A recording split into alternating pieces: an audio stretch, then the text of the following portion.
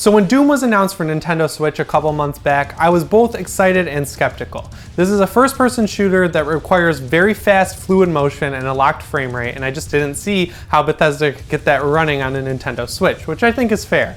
I got to play it in September though, and I was totally blown away.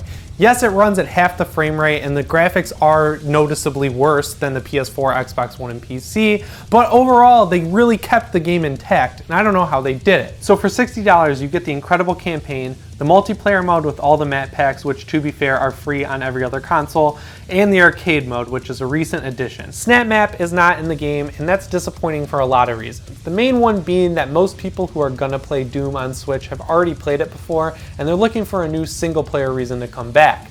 It was pretty feature light at launch, but as time went on, they added in some really cool abilities to make your own campaign, and it just kind of seems like a no-brainer to include that on a system that people are getting in addition to their PS4 and Xbox One. I understand that it probably takes a little bit more processing power than the Switch has, but it's a disappointment nonetheless. There's some other stuff I want to go over related to what you get for $60 here, but we'll talk about that in a minute. Next, let's get the graphics out of the way. Doom on Nintendo Switch looks great, all things considered. Textures are nice, draw distance is impressive, and character models are nice and crisp. I'm kind of bummed that the HUD is still a little too tiny in handheld mode because I think every person who previewed the game mentioned that, so they should have fixed it. Now let's talk about frame rate. I'm one of the biggest first-person shooter snobs out there. If it's not locked at 60 frames per second, I'll generally not play it because it just doesn't feel right to me. In this case though, I'm happy to make an exception.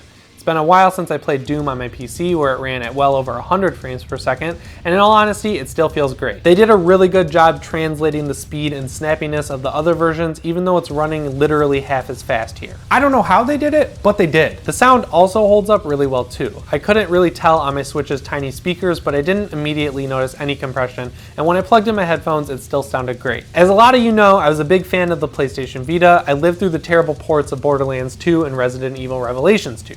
Doom is not a similar situation at all like I was expecting.